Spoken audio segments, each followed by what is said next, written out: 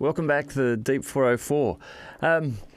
Some interesting global news today. You may have seen or heard about what happened in South Korea. President Yoon had a day today. Last night in Korean time, South Korean time, he made the call to introduce martial law in South Korea. This completely upset the apple cart. The military was called in to defend the parliament building. He was denying lawmakers access to the building. Opposition party turned up. They scaled walls and fought their way past the military, eventually voting, and they voted to overthrow the martial law. And a few hours later, President Yoon agreed back down and accepted the vote, and then overturned his own decision to introduce martial law. So that the martial law has stopped there now. This has gone really badly for him in terms of political backlash. The Democratic Party are threatening now to impeach him if he doesn't resign. What he was blaming, he was stating the reason for martial law was because of international forces, anti-state forces, and North Korean threats. None of this really seems to be true.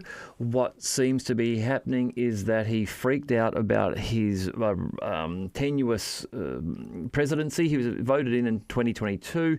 He's got dreadful approval ratings. His approval ratings are about the same level as Zelensky's. Reportedly, his approval ratings are about 17%. Zelensky's are 16%.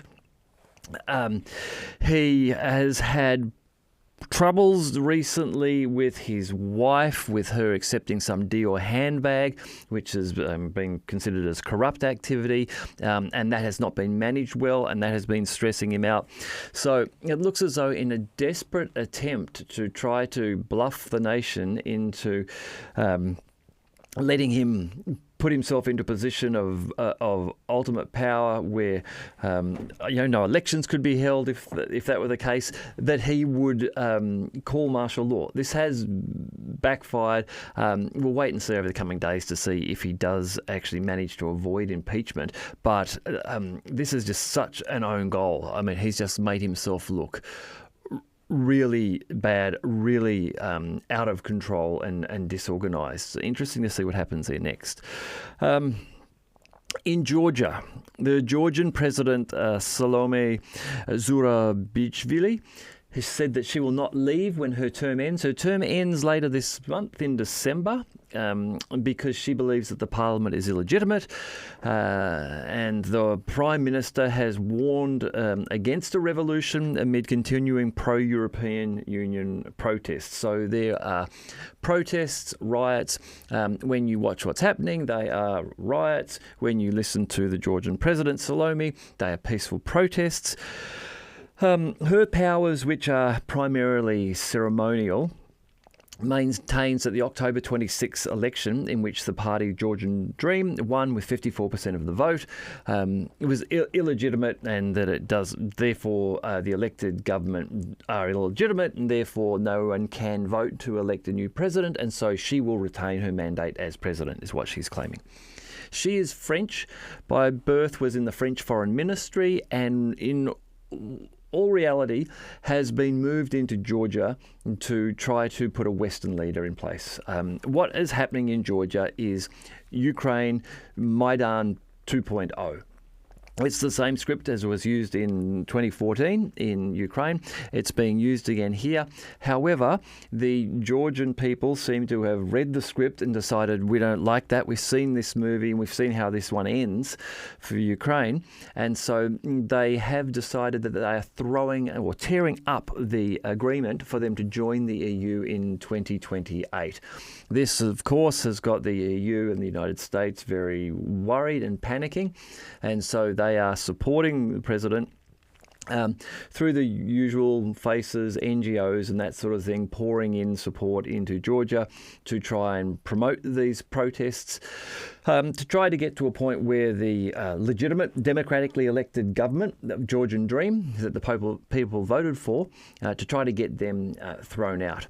At this stage, it looks as though the majority of people in Georgia, the people who voted for Georgian Dream, and the party themselves, who have decided that they would prefer to have close relations with Russia, who they are a geographical, share a border with Russia, than join the EU. I would suggest that it's probably a wise decision at this stage, looking at the problems that the EU is facing, looking at the poor performance in terms of its nations and how their economies are going, looking at the likely fractures where we'll see, particularly considering a nation like Turkey, who is in NATO, yet we know wants closer ties with Russia and has recently been speaking to President Putin about that, wanting to trade more.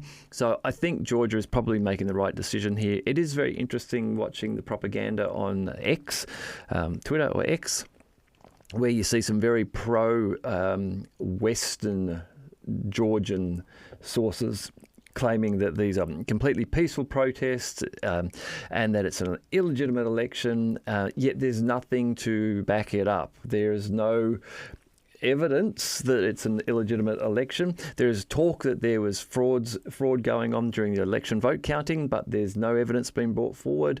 So it really just seems as though the West are really upset that they lost this election, and now they're going to lose Georgia joining the EU.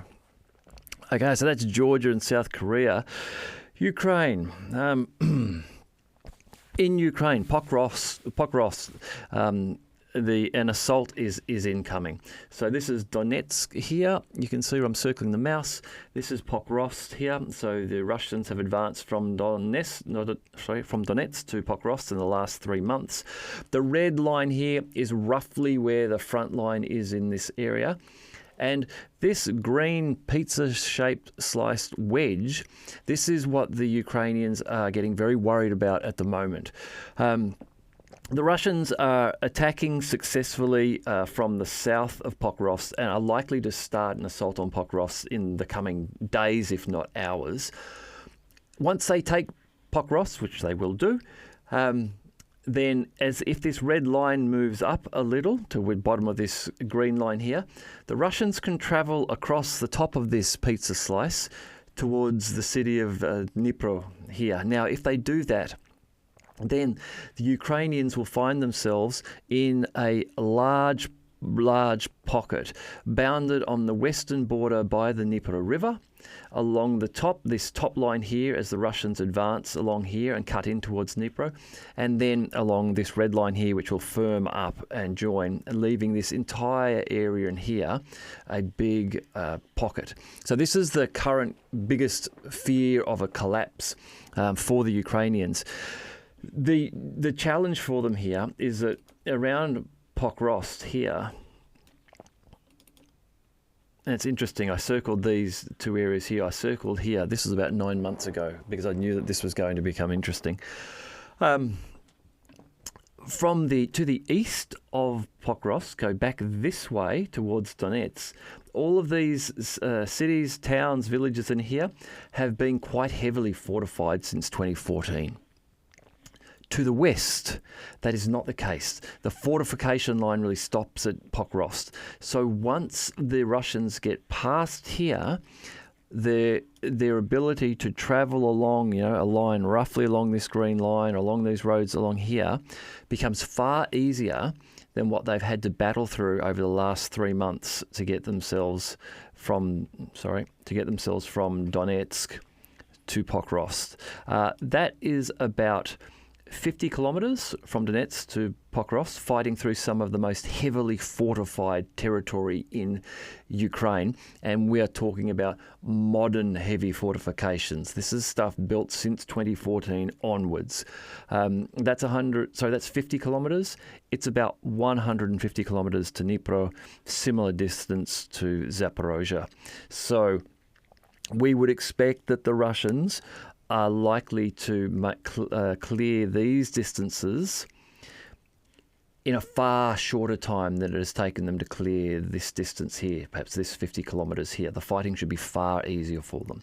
Now, if the Russians do, and I assume that if that is within their plan, they do get here, then we will we will see the Ukrainian, it's in real strife, because the Russians will have then effectively between Dnipro and Zaporozhye, if they choose to go this way, they will control the Dnieper River through that area here. They will be able to cut off a large part of the direct supply between Dnipro and Zaporozhye. They could then choose, remember the Russian line follows along the river here, they could choose to push up across here, and they start to then, if they want to, set their sights upon Kryvyi Rih here, or perhaps encircling Zaporozhye. Remember, they'd have Zaporozhye covered down here, leaving the western side and access routes available. But if they were to push up through the old reservoir, they could really encircle Zaporozhye. So things start to get really bad in this part of the front line for Ukraine as soon as Pokrovsk falls, and it looks like that assault is starting soon, so that probably won't be too far away. And just to sort of corroborate this a little bit, this is from a Ukrainian channel on Telegram. I'll read a little bit. Zelensky's Kursk adventure caused the collapse on the Eastern Front, but the fall of Kurakhovo will lead to the unification of enemy forces from different flanks and will allow them to encircle Pokrovsk from the south. The fall of Kurakhovo is a matter of time, says Ukrainian serviceman Stanislav Buntyatov. According to him, the Russian armed forces are advancing in Kurakhovo, occupying most of the dominant positions. It should be noted that over the past 24 hours, Russian troops have advanced in the village of Stayi Terny, which is a key to the defence of Kurakhovo.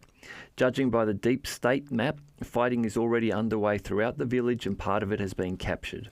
As Ukrainian military personnel have repeatedly written, the fall of Stayi Terny, which overlooks the Kurakhovskaya thermal power plant dam, will make the defence of the power plant's industrial zone extremely problematic.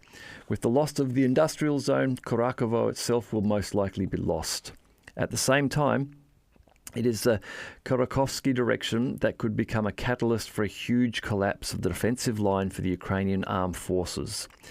Now the Russian armed forces are going to the offensive along the entire front line, which increases the pressure and stretches the reserves of the Ukrainian armed forces.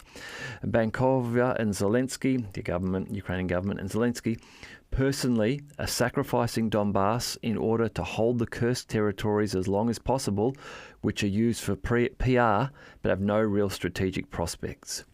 And on the back of that, today, the Russian Ministry of Defense reporting indicates about 1,940 Ukrainian killed and wounded today. So nearly 2,000 men again, slightly higher than a couple of days early this week, but hovering just under that 2,000 men a day number. It has been like this for some months now. You know, you multiply that out over the course of a month, you're looking at between 50 and 60,000 Ukrainian soldiers killed or wounded per month. Over time, that is likely to increase, and so you're going to have consistent months of 60,000 men killed or wounded. 10 months of that, there's 600,000 already, adding on to what's already there. So if this conflict continues into 2025, the already significant number of killed and wounded, which many people who are far closer to the action and the news than I am, are putting it at well over 1 million killed and wounded. Whether that's right or not, there are people who are talking about those numbers now. Another 10 months or 12 months of this, and you add another 700,000 onto that. The destruction, as predicted by John Mearsheimer some time ago, of Ukraine is just terrible and devastating.